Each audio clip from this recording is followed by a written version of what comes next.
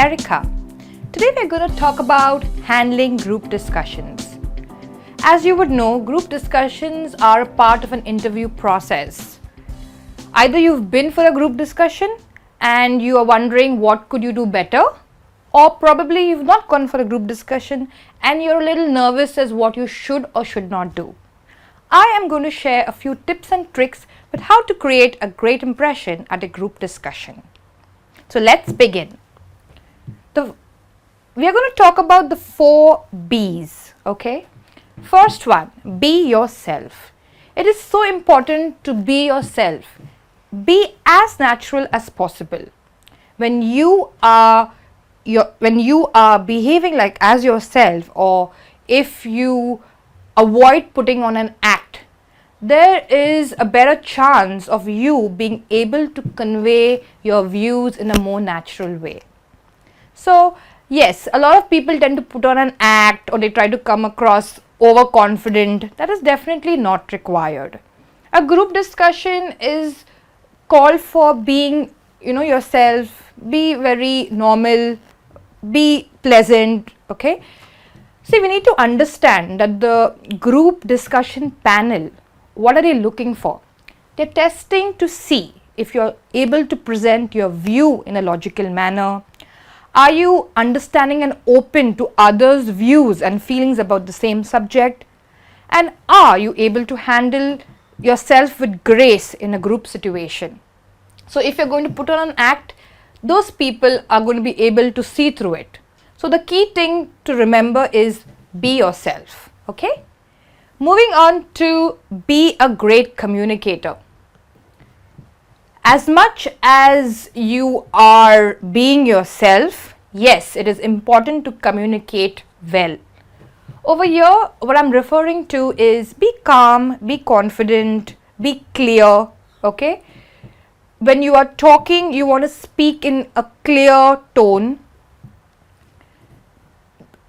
Depending on the subject, you want to keep your points precise. Don't go on and on.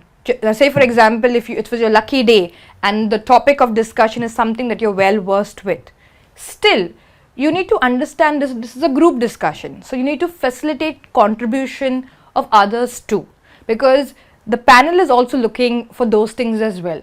So as much as you know well about the topic, you also want to facilitate contribution, okay?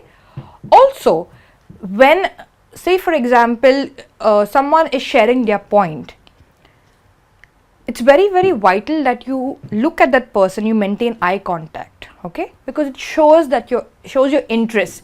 So when someone else is talking, look at them, maintain eye contact. Also, most importantly, when you are talking.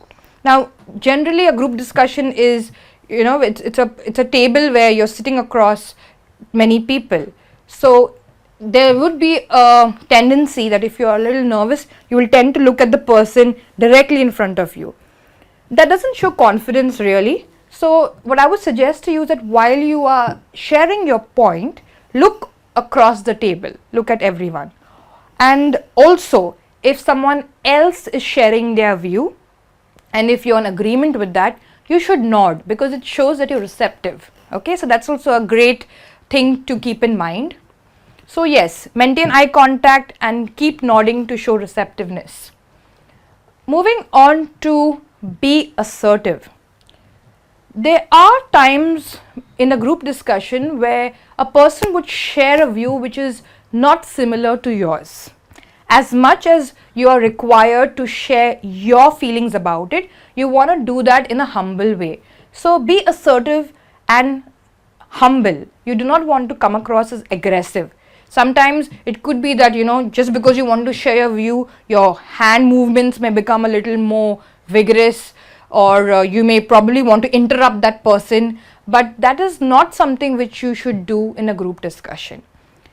Let that person share his or her viewpoint.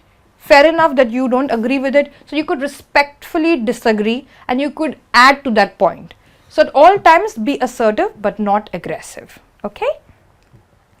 And last, we come to brownie points, how to earn those brownie points.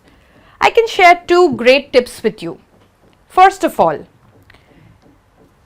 the topic is presented and it happens to be the topic that you're well versed with, grab the opportunity to start or to initiate the group discussion.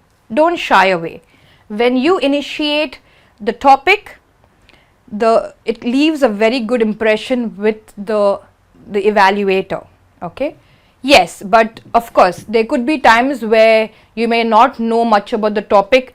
At that time you definitely don't want to initiate the discussion.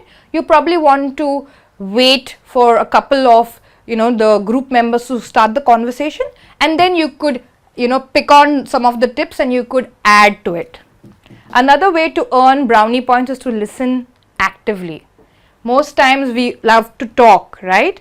But over here I would also suggest to use be a good listener, and this is absolutely a great tip if you are not well versed with the subject, because when you listen actively you will be able to find 2 or 3 points which are familiar to you and you could build on that. So yes, 2 points to gain some brownie points. I will share another point with you as well. In a group discussion, use facts or use statements or use quotes. When you use such things in your group discussion, it shows your thought process. It shows that you are well read or that you're globally aware, and it shows a clear chain of thought. So this again leaves the person who's evaluating you with a good impression of you. So yes, I shared with you 4 B's which you could use for a great group discussion. There is absolutely no need to feel nervous or to feel anxious about being part of a group discussion. It can be a fun process actually. So I wish you all the very best for your group discussion. Do well.